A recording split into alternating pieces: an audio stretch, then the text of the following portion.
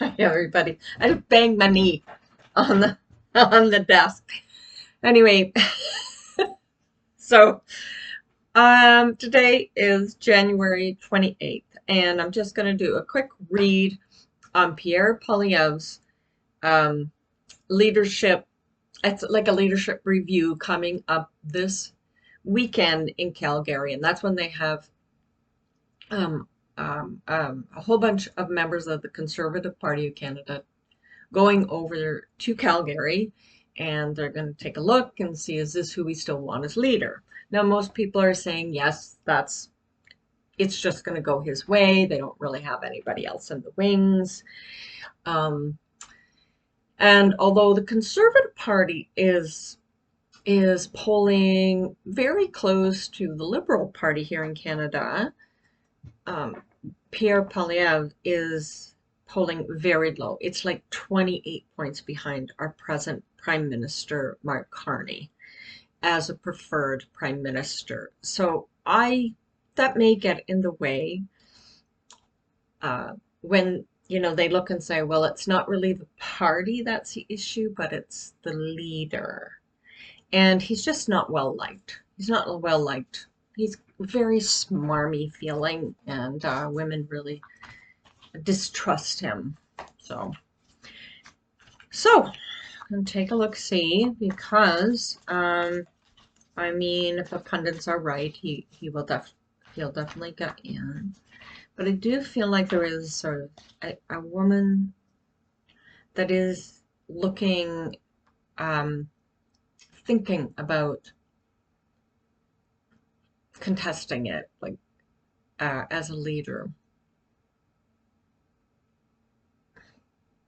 What happens, there's kind of a lot of backdoor stuff that happens in these types of um, get-togethers.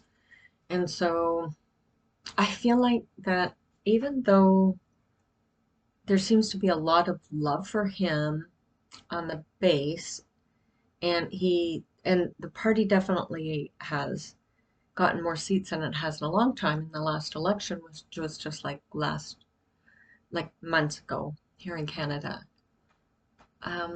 He lost his own seat. And so then he had to run in a special election in Alberta, which is very conservative. He used to have a seat in, I think, the Montreal area, if I remember correctly. Anyway, let us take a look, see, shall we? Whew. Okay, yeah. Okay. So it's the Eight of Swords, and I really see that as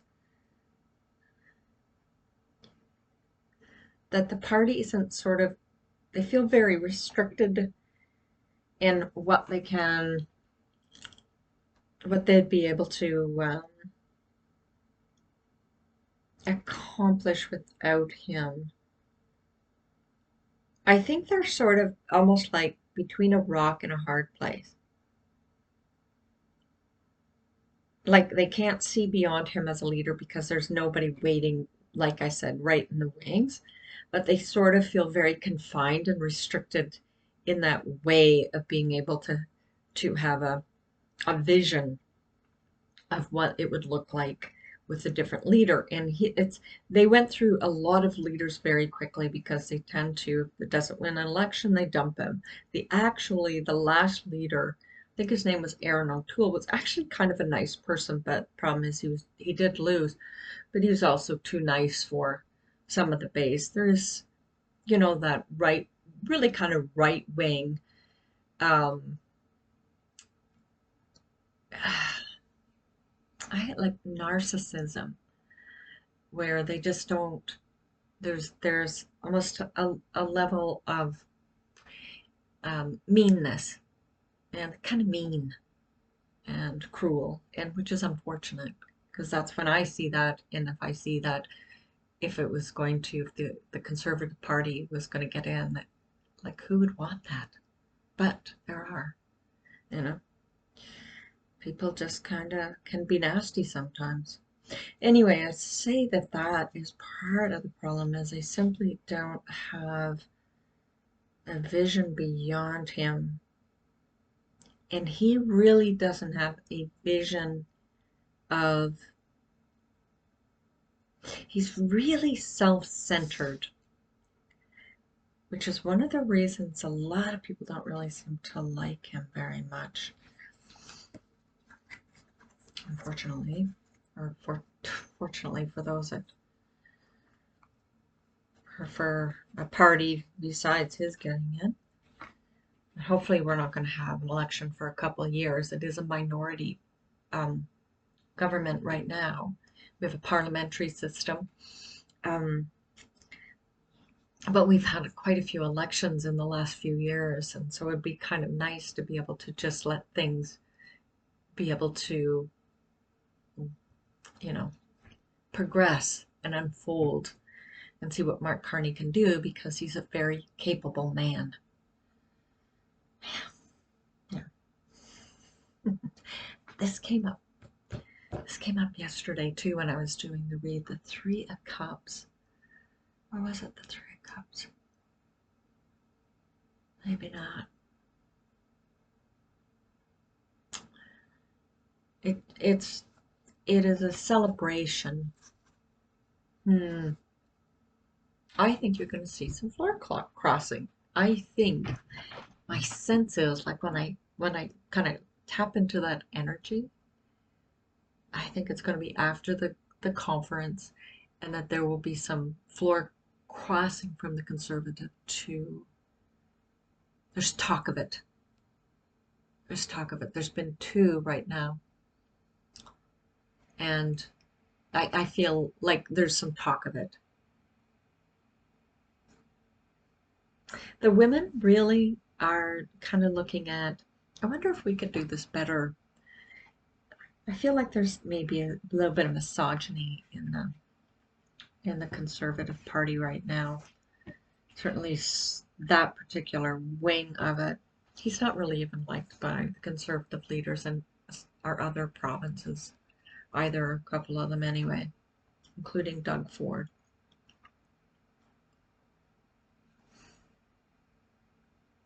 How they're going to have fun at the conference.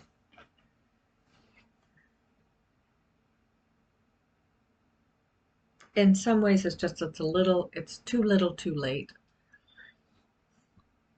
They're just not going to be able to pull off getting his popularity up a smidgen, but people just know him too well. They already have an idea of who he is. And right now, Canadians, like, he sort of has his own little party going on. Let me put it that way. Like, he celebrates himself and he's like, oh, like, I'm, like, this really, like, I'm doing so well in my party. But the problem is, well, people don't like him. And they really are appreciating what Carney's doing right now for Canada, really standing up to Trump south of us.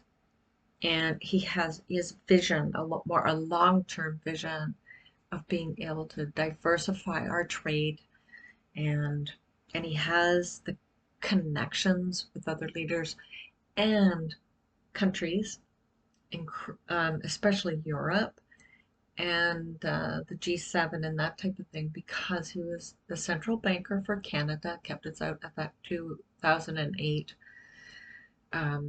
market crash that they had that went sort of worldwide, especially in the States, but it didn't affect us as much. And then he was also, um, he had the same role in England, and it was the first time in 300 years you had a Canadian or somebody outside of England. Let me put it that way. Being, I think they're called called the exchequer there.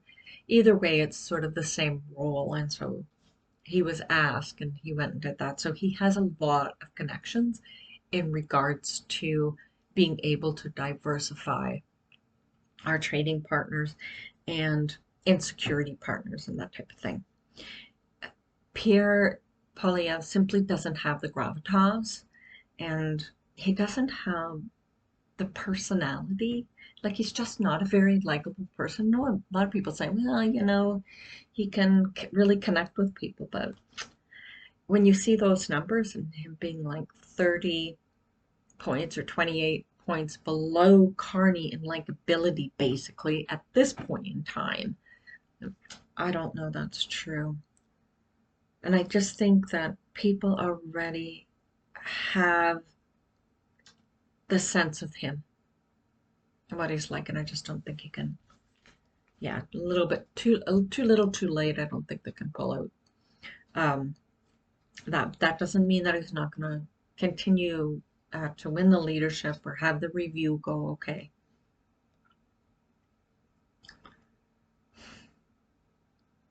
You know, I think it's a little bit of magical thinking on the Conservative Party's part that this guy has the pizzazz to be able to pull it off. Um, but that doesn't mean he's not going to win the leadership. Let me see, because that could be that. But yeah, it's going to be hard slogging though. Yeah, hard slogging.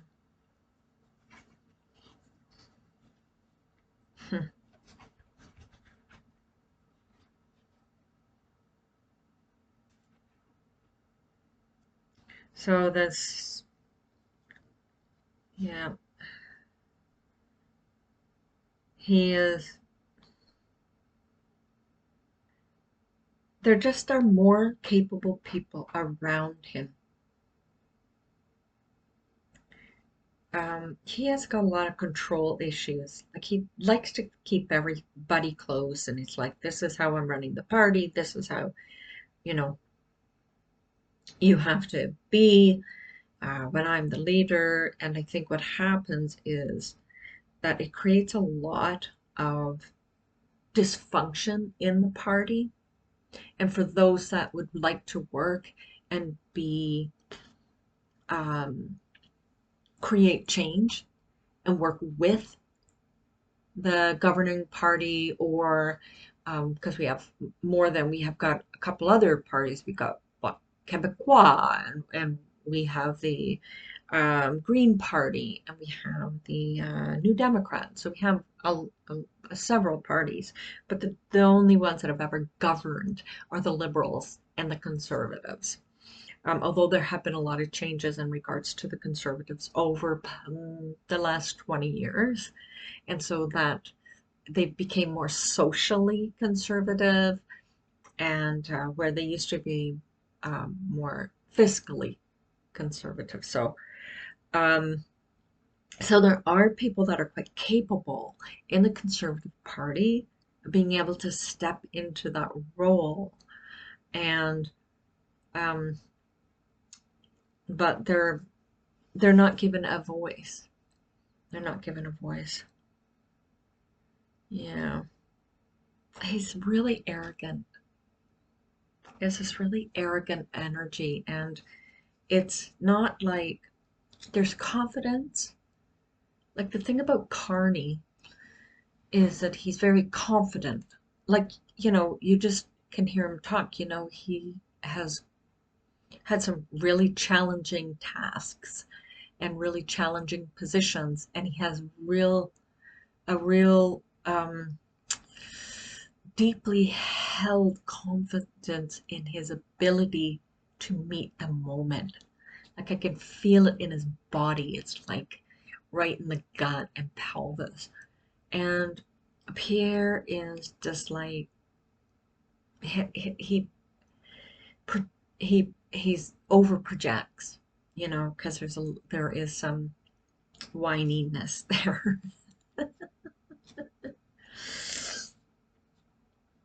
But I mean, there's just some hard slogging for everybody right now in Canada just because of the trade issues that have come up, and it's made such a big difference. But we are we're changing things around and really coming home to each other in so many ways. We have a lot of resources. We have, especially our people.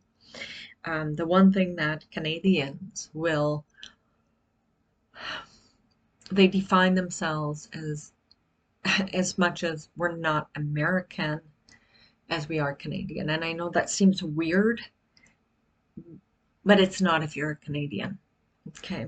It's not. We have our own culture, we have our own values, and they are different than that of the States. I mean, you're always going to get some people that feel more alignment with the States, even with the people running the States right now. Like, they're fucking crazy. It's, a lot of lunatic energy down there right now. But, and Pierre Poilievre tends to lean in that way, and that's why people don't trust him up here. But, as I said, let's see, is he? Because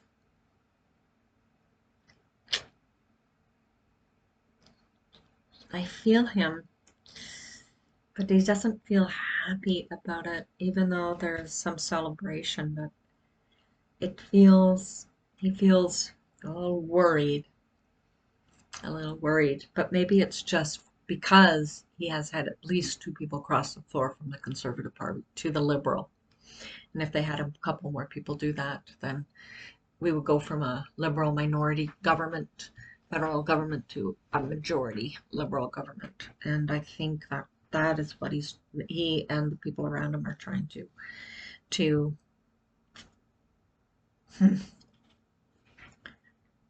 are trying to avoid, but I can feel it. There are definitely at least 2, maybe 3 more people that are looking at this. They want to do things differently. And when Pierre is the leader, he sucks a lot of the oxygen and sort of the hope and the I'm sure the fun out of being a Conservative MP. Yeah, I think there's a lot of women that are kind of disappointed and disillusioned in not the party, but the leadership of the party. Okay, so okay, let's see. I'll just do one. I don't have my pendulum, but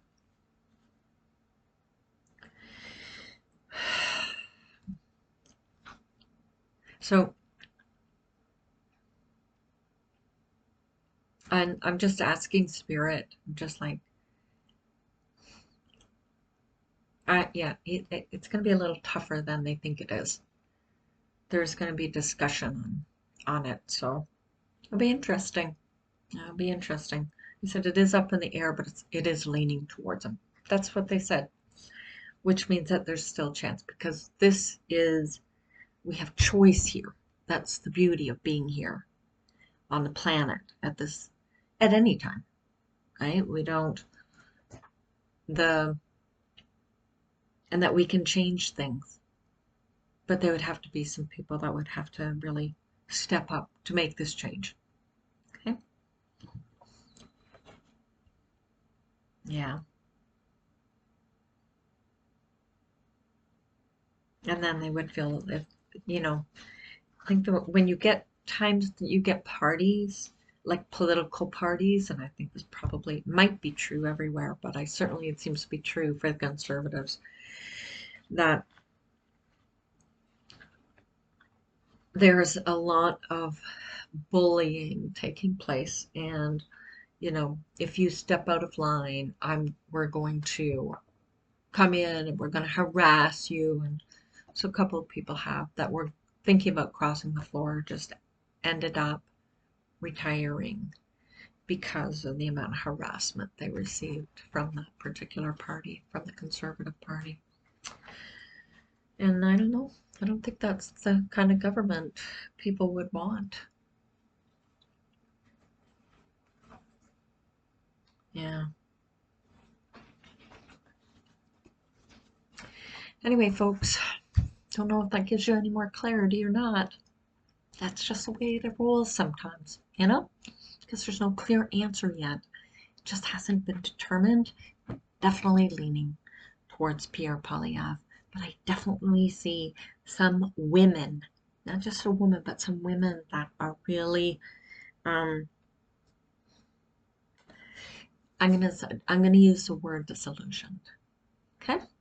And so there might be some stuff in the background going on. I don't know if that'll come forward or not. And there might be some shuffling once that conference is over. And you might see some at least one, maybe three, up to three people crossing the floor. We'll see. We'll see. All right, folks. Peace out. Oh, subscribe, etc. Like, subscribe.